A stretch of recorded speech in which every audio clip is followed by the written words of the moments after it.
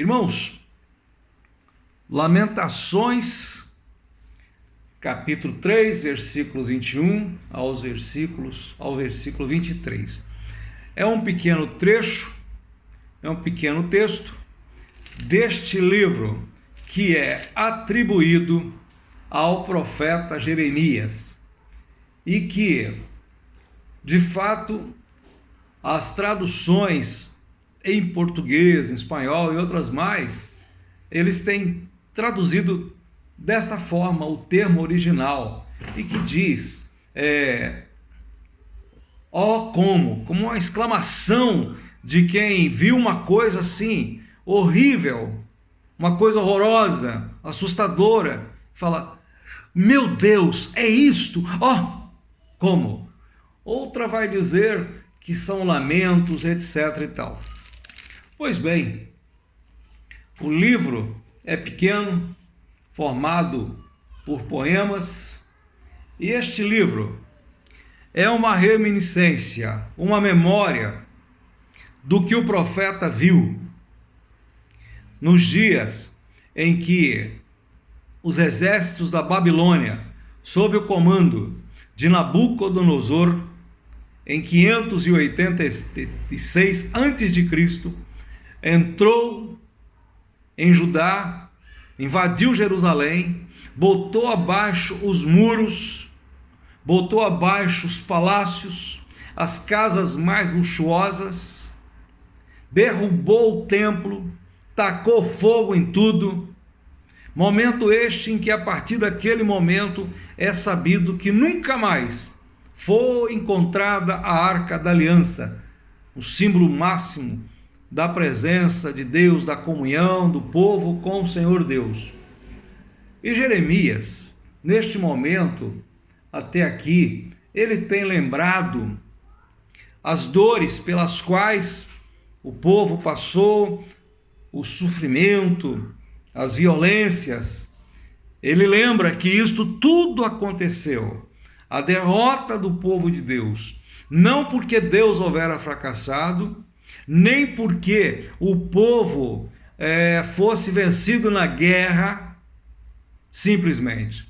Mas ele disse, num versículo anterior, no capítulo 2, fez o Senhor o que intentou, cumpriu a ameaça que pronunciou desde os dias da antiguidade, derrubou e não se apiedou, fez que o inimigo se alegrasse por sua causa e exaltou o poder dos teus adversários. E aí ele continua e diz, o coração de Jerusalém clama ao Senhor, ó muralha da filha de Sião, corram as tuas lágrimas como um ribeiro, de noite e de dia, não dês descanso, nem pare de chorar a menina de teus olhos. O que o profeta ou o poeta está vendo que o deixa tão abatido assim?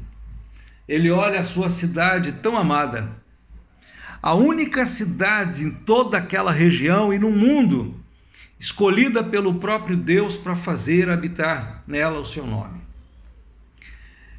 Ele contempla aquele templo feito por Salomão, lá mais ou menos no ano 900 a.C., tão luxuoso, com tanto ouro, com tantas coisas que embelezavam, uma construção que por si mesma, pelo ouro que ele gastou ali dentro, quase nem se consegue calcular tanto ouro, pela beleza de tudo aquilo ali, só os querubins lá em cima daquela arca, aquilo tudo. E Salomão disse, Senhor, Davi meu pai quis fazer uma casa para adoração ao teu nome, mas tu não deixaste. E Deus tinha dito para Davi, tuas mãos estão cobertas de sangue, você foi guerreiro. Aí Salomão diz, mas o Senhor prometeu que o filho dele iria fazer esta casa. Eu fiz essa casa. Mas o que é esta casa? Se os céus dos céus não podem conter-te, Se a terra é o estrado dos teus pés, o Senhor não habita em templos feitos por mãos humanas. Aí Salomão termina a oração e a glória majestosa de Deus invade aquele lugar. A Shekinah de Deus toma conta do ambiente de tal maneira que os sacerdotes, todos paramentados, de linho finíssimo, com seus instrumentos musicais, suas trombetas, param até tudo, porque tudo fica tomado pela nuvem. E Jeremias olha isto, lembra como Asaf havia cantado no Salmo 78, lembra de tudo isso e seus olhos se enchem de lágrimas, seu coração está apertado de dor, sua alma está esmagada. Jeremias está um caco porque ele contempla a cidade de Deus, conforme cantada no Salmo, destruída, arruinada, completamente derrocada. Só vê monturo, só vê lixo, só vê entulho. Não tem casa bonita mais, não tem palácios. Os sacerdotes não tocam suas trombetas. Muitos foram mortos. Muitos foram levados para o cativeiro.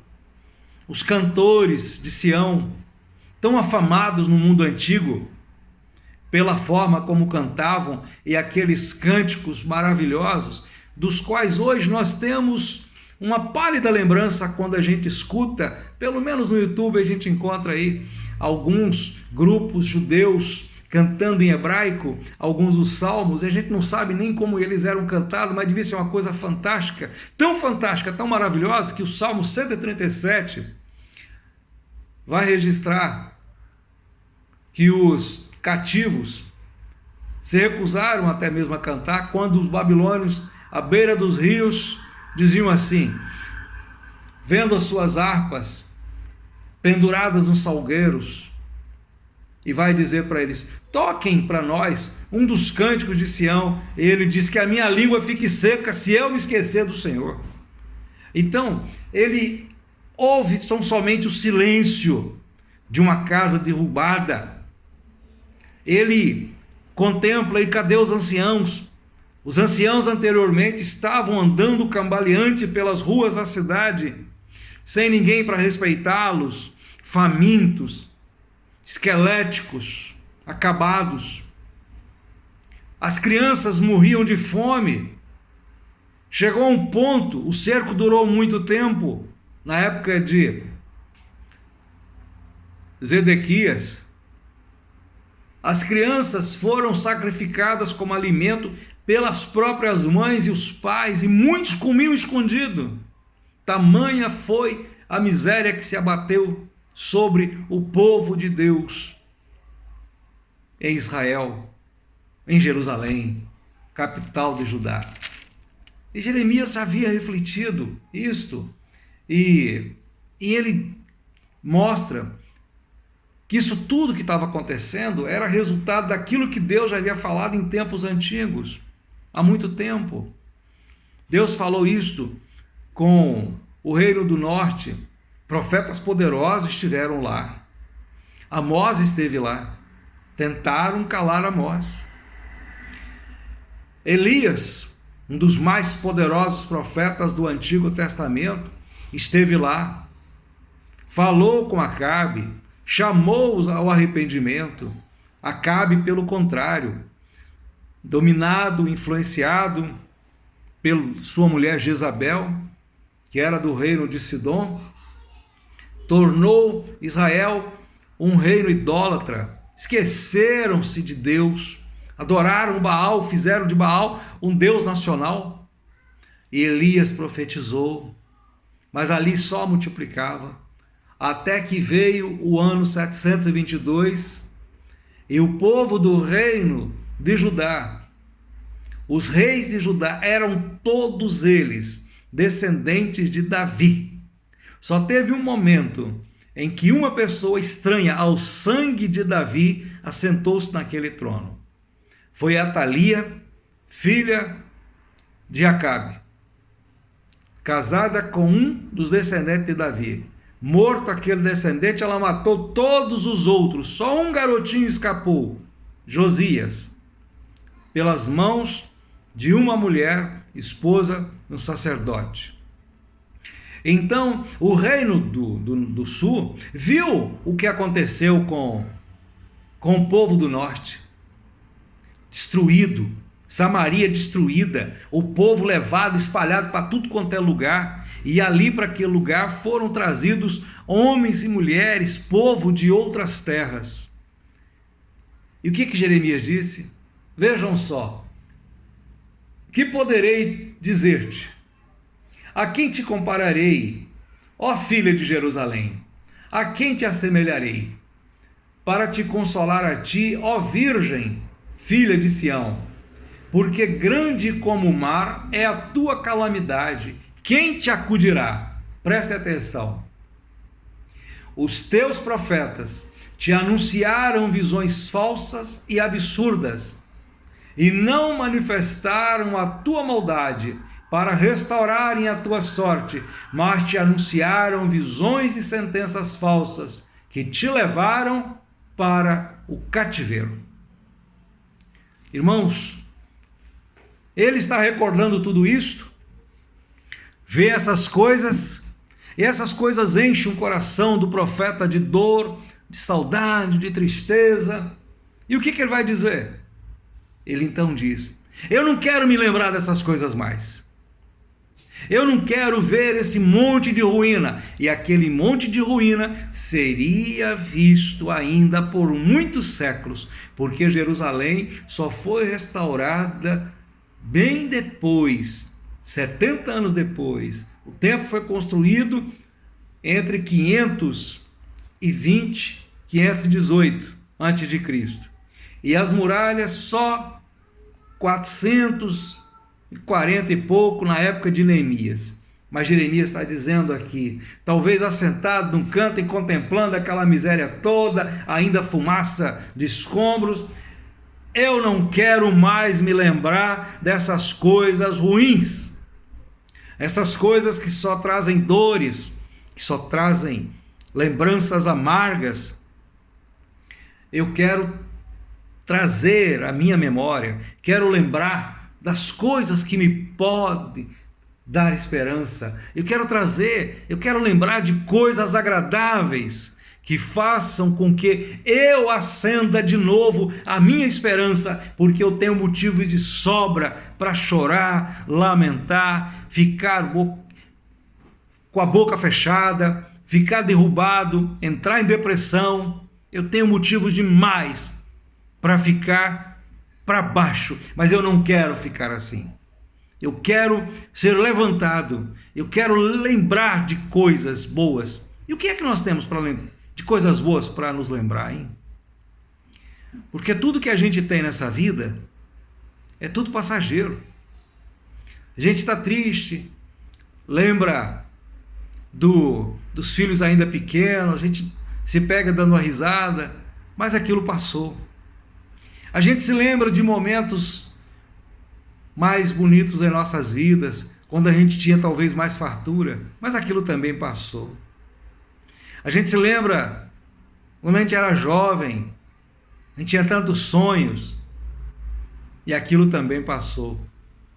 Eu me lembro de um videoclipe de Michael Jackson, adulto, uma coisa tão bonita. Eu não lembro a canção que ele estava cantando, mas eu não consigo localizar mais esse videoclipe.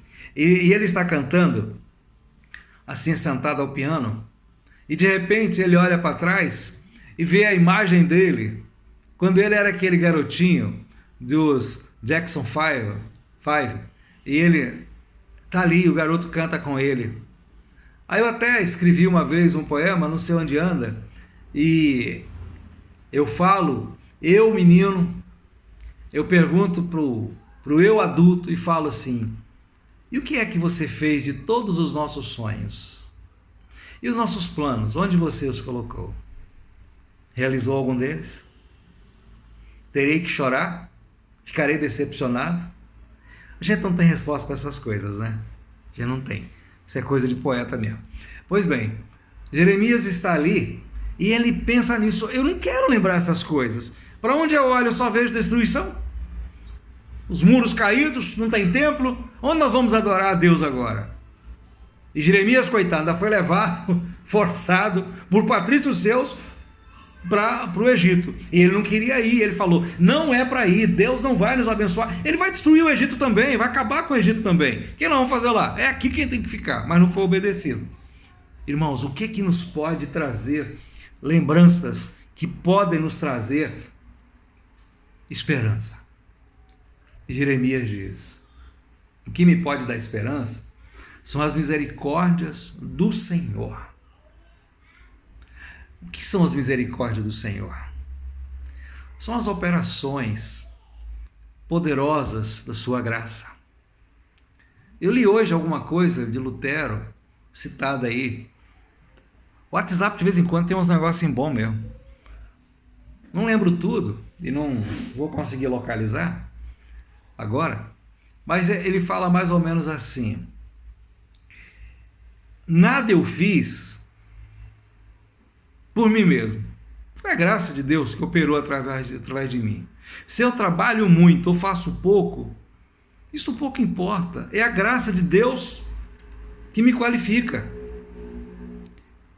Se eu peco e isso aborrece a Deus, é verdade, mas as misericórdias de Deus me levantam e me sustentam. É isto, meus irmãos. Quando nós estamos meio acabados, lembremos-nos das misericórdias de Deus. Deus tem sido e Deus foi e continua sendo misericordioso, cheio de compaixão por nós. Ele sabe quem somos nós, que somos pó, somos transitório, nós somos poeira, nós somos uma folha seca, o vento vem, bate e a gente já não conhece mais o próprio espaço. Mas Deus sabe onde estamos. Nós não sabemos exatamente onde Deus está, porque Deus está em todo lugar, mas todo lugar não é Deus. O universo inteiro não pode conter o Senhor, mas nossos olhos não veem o Senhor. Nós não podemos contemplar sequer um dos pequenos anjos de Deus, se é que existe pequeno anjo. Nós não podemos contemplar um sequer.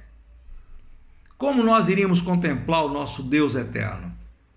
Jó disse, ele passa por mim e eu nem percebo.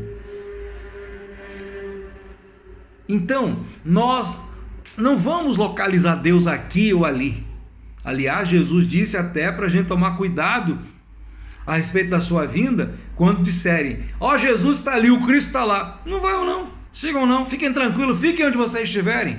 Sabe por quê? Porque o Senhor vai nos enviar seus santos anjos, e estes nos pegarão, nos tomarão de todo e qualquer lugar onde estivermos, e vão nos levar para junto de nosso amado Senhor. As misericórdias do Senhor, elas são do Senhor, não são nossas. Um presidente de uma república, ele pode favorecer um partido ou outro atrás de apoio político. Um rei favorece um cortesão ou outro porque ele está querendo obter alguma coisa a mais. Uma mulher bonita usa da sua beleza, esquecendo que a beleza passa, mas até que passe ela usa da sua beleza para conseguir suas vantagens. Um homem forte usa da sua força, porque ele tem força. Mas isso passa. O Senhor Deus usa de misericórdia, usa de amor, de bondade. Ele nos amou de uma tal maneira tão grande que, esquecendo de si mesmo, deu seu Filho por nós.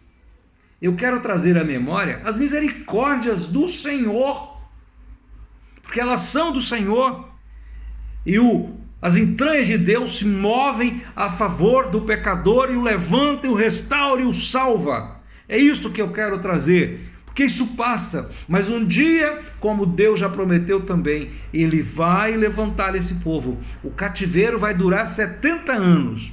O próprio Jeremias tinha que lembrar disso. Eu vaticinei, eu profetizei, eu anunciei isto. O cativeiro vai durar 70 anos. Mas espera aí, 70 anos eu não vou estar aqui, mas 70 anos vão passar. Então este lugar será de novo restaurado. Deus vai renovar este lugar. Outra razão aqui, outra coisa que ele aponta é o seguinte: as misericórdias do Senhor são a causa de não sermos consumidos. Irmãos, cada pai, cada mãe cria seus filhos de uma maneira diferente dos outros, né? E costuma-se dizer que os pais fazem tudo para criar os filhos e que os avós costumam estragar os filhos, porque avô não é para criar filho, avô é para cuidar de neto, brincar com neto, para ser avô. Então a gente observa muitas vezes que os pais têm, por exemplo, a minha nora Lívia, ela não dá um tapa na minha neta Teresa, mas não dá um tapa, mesmo quando eu já vi a minha neta Teresa pegar umas pirracinhas, isso que a gente não vive muito perto, porque eles moram em Jardim da Penha, moram aqui, e ainda mais nesse tempo de Covid. Aí a minha nora, eu falei assim, um dia eu falei para ela: Lívia, você não dá um tapa na Teresa? Ela falou: não, meu sogro, eu não. Aí a criança cresce cheia de manha, que a gente sabe, criança que não leva um tapinha cresce cheia de manha, cheia de vontade. E a minha neta é uma maravilha, eu a amo, é a única que eu tenho de sangue é a única, e tem os outros da Penha que eu amo do mesmo jeito, mas de sangue é aquela. Aí eu olho para minha neta, meu Deus, tem hora que ela pega umas manhas que eu falo assim, gente, um pouquinho mais de firmeza poder resolver. Ela não bate. Não sei se meu filho tem coragem de dar uma palmada, coisa que eu nunca passei sem dar uma palmada, não tinha paciência.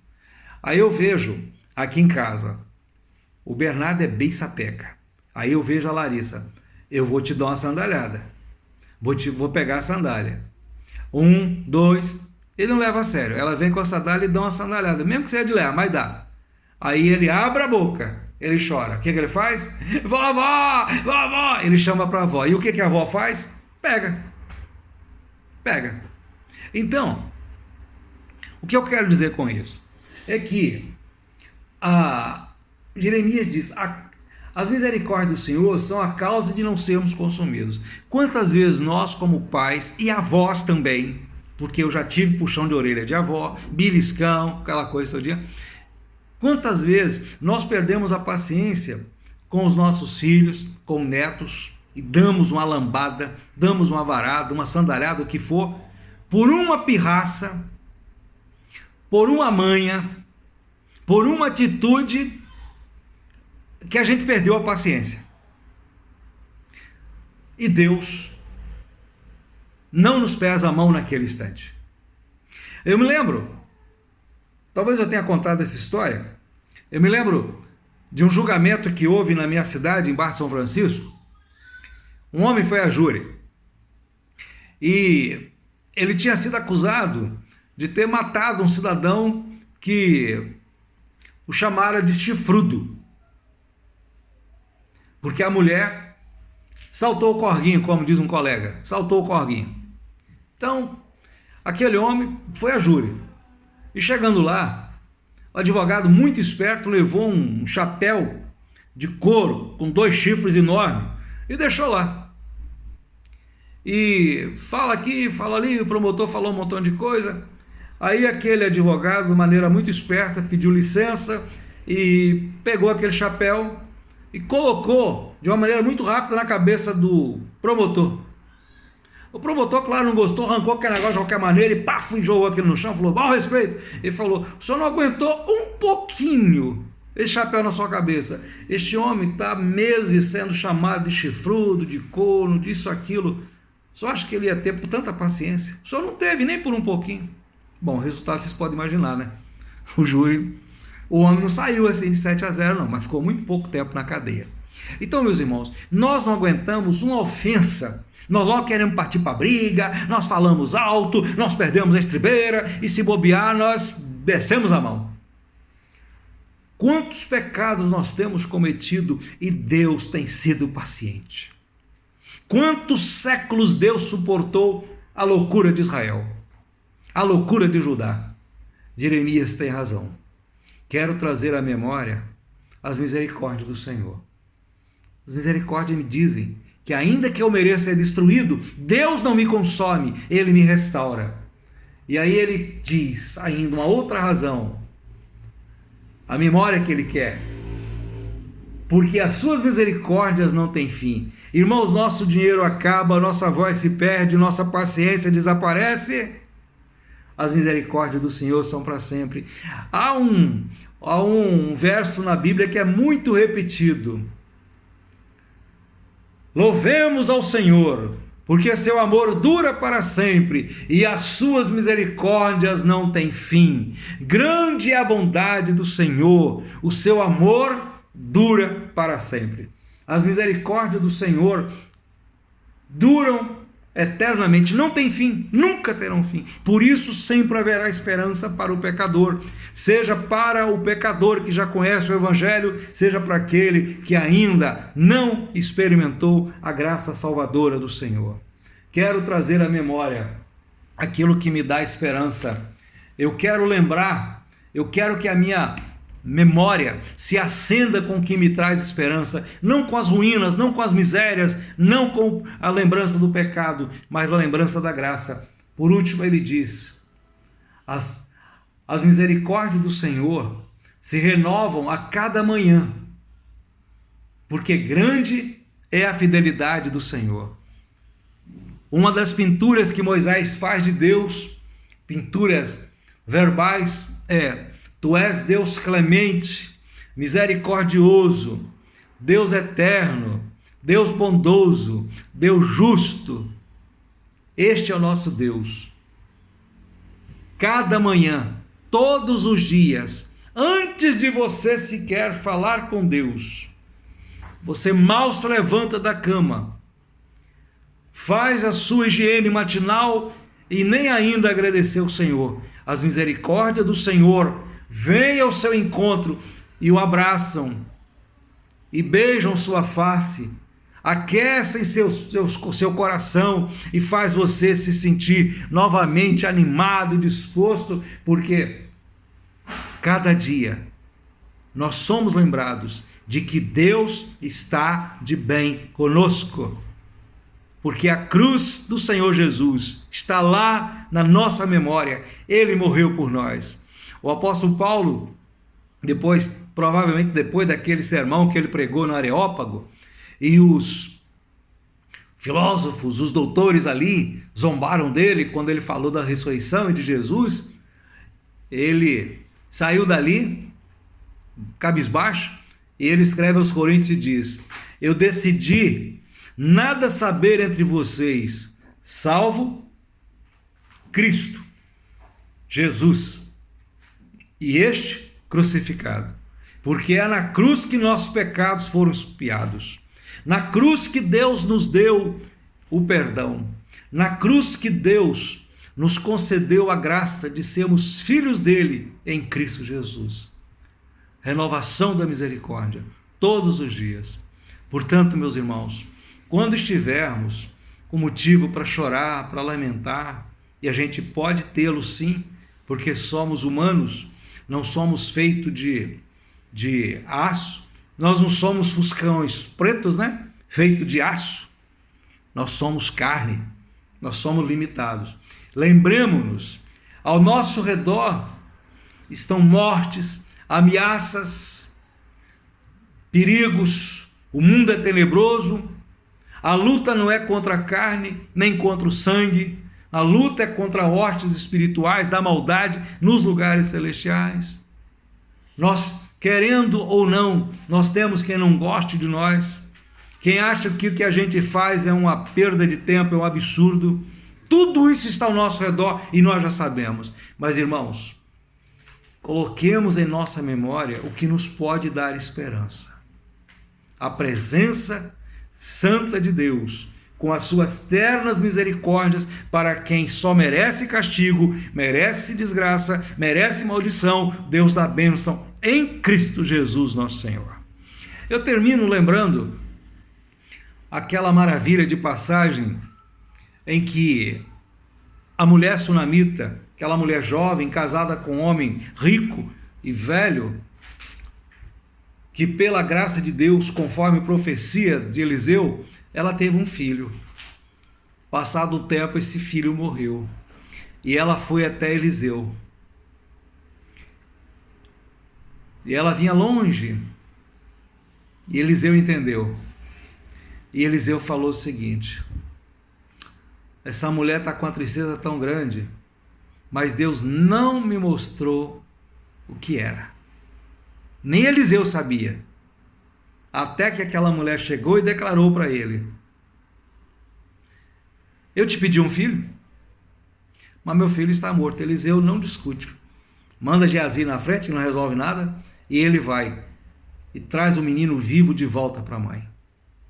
Quero trazer à memória o que me pode dar esperança. O Deus a quem nós servimos em Cristo Jesus, ele muda o absurdo em coisa normal. Ele muda o impossível em todas as possibilidades positivas e abençoadoras.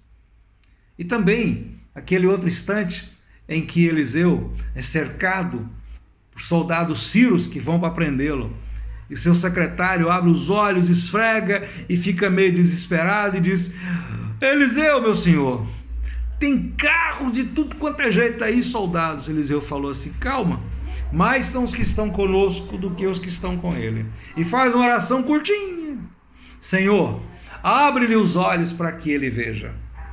E quando Geazi olhou de novo, ele viu o monte onde estava Eliseu, cercado de carros de fogo.